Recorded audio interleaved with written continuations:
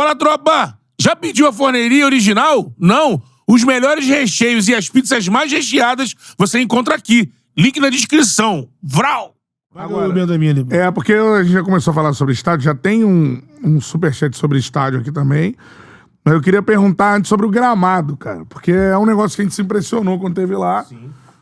E eu me impressionei ainda mais porque o Inter foi tomado por uma enchente. Submerso.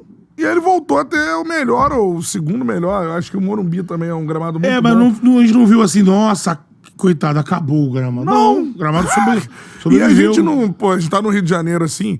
Hoje o Maracanã tá com um gramado, pra ser justo com o consórcio, com um gramado muito bom nesse momento. Mas a gente teve muitos momentos de gramados que não eram bons. O estádio Newton Santos tem uma grama sintética, né? Então, assim, no Rio a gente não conseguiu encontrar uma grama natural, assim, acima regular das críticas, né? É possível fazer o estádio com grama natural que seja grama que faça com que o futebol aconteça. Parece que o gramado do Inter é de Premier League sempre, e os outros do Brasil sofrem. E a questão do clima interfere a esse ponto? E também é uma boa realmente, assim, o gramado do Beira-Rio, historicamente, né, tem sido um dos melhores gramados do Brasil, e a gente tem orgulho disso, né? Em que pese esse ano a gente tenha ficado aí 70 dias sem jogar, né? E a grama foi muito atingida, ficou embaixo d'água. A gente conseguiu recuperar ela de alguma forma, ainda meio que cuidando muito o uso, porque tínhamos ali laudos técnicos de que davam conta de que ela estava muito fragilizada. E o Beira-Rio, ele troca de grama 2 vezes por ano, por conta do clima. Então tem a grama de inverno e a grama de verão, que são gramas diferentes, né? Quando chega no mês de julho, a gente já troca para grama de verão.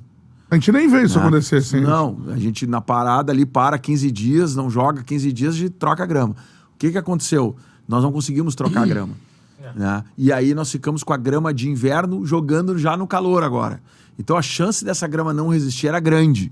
Mas aí o pessoal fez um trabalho, se desdobrou e conseguiu manter. Temos mais um jogo agora no Beira-Rio, na quarta-feira, né? O último, né? Isso, e aí vamos trocar toda a grama para a grama de inverno já, porque ela já começa o verão com um pouquinho de calor, mas depois ela tem que estar no auge já pegando o inverno. Então é um trabalho muito forte. Agrônomo, né? Com agrônomo, com uma equipe própria. Tem uma empresa, tem uma empresa própria de fora, não? Não, é a equipe própria do Inter há muitos anos, né? São profissionais que conhecem ali o nível de insolação, né? Existe essas dificuldades muitas vezes nos estádios, né?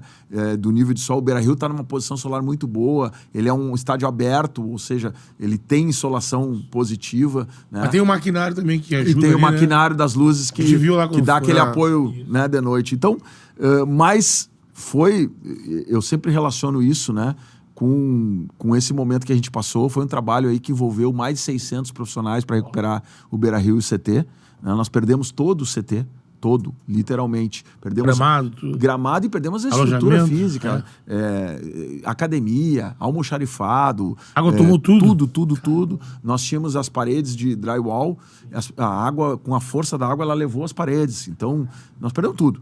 E ali foi reconstruído em tempo recorde, né? Nós estimamos aí que esse período de enchentes, né, com o aumento dos custos para reconstruir isso, com o aumento de custos de logística, porque tivemos que jogar fora, tivemos que ter operação de estádio, né? Os voos fretados nós não tínhamos aeroporto, então tínhamos que descer em Florianópolis ou descer em Santa Catarina, né, mais próximo, ou em Caxias, nada em Porto Alegre, né? Somar tudo isso, mais a receita de sócios que reduziu porque não tinha jogos, nós chegamos na ordem aí de 90 milhões de prejuízo, né? Caraca! Isso é muito, né? Para um ano, para um clube que tem um faturamento aí de 500 milhões, isso representa muito, né? Eu vou te perguntar uma cena, presidente, porque eu acho que você é um presidente que viveu isso e eu acho que dificilmente o outro vai viver, né? Uma cena que você chega no local, não sei se o primeiro dia, depois da água baixar, uma cena que te marca desse processo de enchente, você olhou, caraca, mano, acabou tudo, assim. Eu fui no dia que começou a chuva, no Beira-Rio, porque, para vocês entenderem, existe uma avenida ali entre o rio e o estádio. Isso. O CT fica na beira do rio e o Beira-Rio fica do outro lado da avenida. A água do rio subiu e tomou conta de todo o CT, 2 metros. O Beira-Rio só subiu a água não porque ela passou por cima da avenida, mas porque as bombas da cidade que fazem a drenagem, que puxam a água da chuva e jogam para o rio, elas desligaram. E a água que estava no esgoto voltou todinha. E aí inundou o Beira-Rio. Foi por isso que inundou. E no dia que começou a inundar, que a gente recebeu a informação, eu fui pro estádio para ajudar. Entrei lá, botei equipamento de segurança, botei bota, porque dá um desespero. Eu fui lá para olhar. Sim. Só que tu não consegue olhar. Porque tu olha, a água tá ali e 5 minutos ela já tá aqui e tu tá vendo que ela tá vindo. E vai chegar nos equipamentos, nas mesas, nas cadeiras, nos computadores. Ah, você viu enchendo. E aí tu tá vendo enchendo. E tu tá vendo que tu tem 100 pessoas trabalhando. E que aquelas 100 não vai dar conta de tirar tudo aquilo. E aí não tem, é do ser humano. Arregaça as mangas, vambora. Né? Aí a minha família tava junto, que a gente tinha ido almoçar. E aí me disseram, tá enchendo aqui. Eu tava indo pra casa. Eu disse, vamos passar ali pra dar uma olhada. Né? Pra ver, pra dar uma força moral pros funcionários e tal. Quando eu chego, que a gente vê, aquilo não teve, nem a família. Todo mundo botou bota e foi ajudar. E aquilo começa a dar um desespero, porque a água, tu começa a caminhar, a água tá no tornozelo, daqui a pouco a água tá aqui, daqui a pouco tava no joelho. Isso em 2 horas, gente. É muito rápido. Né? E você levantando esteira, jogando pro andar de cima, tirando cadeira, tirando computador. Aquilo foi um momento muito, muito, muito difícil, né? E para todo mundo, os funcionários, e a gente agradece demais ali, porque tivemos ali guerreiros, cara. Gente que tava com água em casa, tava com problema em casa e tava ali ajudando. Tava ali ajudando. É assim, né? E isso foi um negócio muito, muito, muito comovente e solidário. Eu diria que esse episódio de enchente, ele nos deu vários ensinamentos. E um deles foi esse tema da dedicação, da solidariedade, do amor pelo clube. Né? Não eram funcionários que estavam ali. Eram pessoas colorados e coloradas que, acima de tudo, estavam defendendo o patrimônio do clube, ajudando. E aquilo emociona todo mundo que estava ali. Emocionou todo mundo, entendeu? Os jogadores fazendo resgate. A gente fez um documentário gigante, foi veiculado no Sport TV. Vale a pena para quem puder assistir. Ali mostra um pouco desse drama, dos funcionários, do envolvimento. E isso fez com que nos desse mais liga. Os jogadores foram pra rua, foram ajudar as pessoas. Tem vídeo do Thiago Maia salvando. Quer dizer, esse negócio deu uma...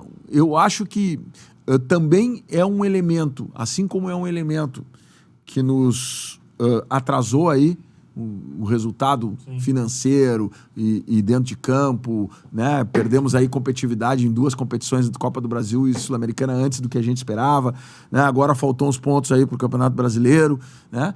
Mas nos devolveu do outro lado um sentimento de solidariedade, de união. Nosso grupo foi para Itu, ficou 40 dias isolado num hotel, longe da família, convivendo todos os dias junto. Depois viajamos junto o tempo todo, vivíamos dentro de avião, praticamente treinando em Alvorada, que é um CT menor da nossa base, com condições que não são as mesmas condições que os profissionais estão acostumados, profissionais que vieram da Europa, né? Profissionais que estão em destaque no Inter há muito tempo, profissionais renomados. Cara, eu não vi nenhuma reclamação, nenhum dia, sobre o chuveiro que estava frio, sobre o gás que não funcionou, tivemos que chamar o cara para arrumar, porque foi uso demasiado, sabe? Que o campo a grama não estava tão boa lá no outro CT. Cara, nunca. O entendimento que o importante é estar ali, né? E isso ajuda a moldar aí uma relação de grupo, que eu acho que também tem reflexo aí nesse momento. Claro que, sem dúvida nenhuma, isso não é o principal. O principal é o trabalho da comissão técnica dos jogadores. Não vamos substituir isso nunca. A chegada do Roger, né? O que significa hoje o jeito que o time está jogando. Mas tem um pouco disso, de quem sofreu junto, né? E entendeu que a gente passou por cima daquilo juntos e agora a gente, né, tinha que buscar resultados, a gente tinha potencial para isso, a gente não podia ficar lá a 3 pontos do Z4, como a gente estava com 5 jogos atrasados, que isso era um motivo muito forte para a gente trabalhar o dobro do dobro do dobro. E foi isso que os jogadores fizeram, foi isso que a comissão técnica fez, a leitura, né, do Roger, que é um cara que conhece o clube, conhece o estado, um profissional que tem uma capacidade técnica e está demonstrando isso, era o cara certo na hora certa para nos ajudar a sair desse momento. O D'Alessandro, né? Um cara identificado com o Chegou, clube. né? Um cara, teve aqui com a gente, um cara muito identificado com o clube, um cara que também viveu, é um cara muito solidário, é um cara que tem o lance de craque dele, é um cara que Sim. se preocupa com os outros, entendeu? Então toda essa... O Dali, ele tem uma noção ampla das coisas, né? Toda essa áurea aí era importante naquele momento a gente estar juntando pessoas com esse propósito, né? O Mazuco, que é um profissional importante também, que chegou para nos ajudar. também. Competente também. Pô, isso deu química ali.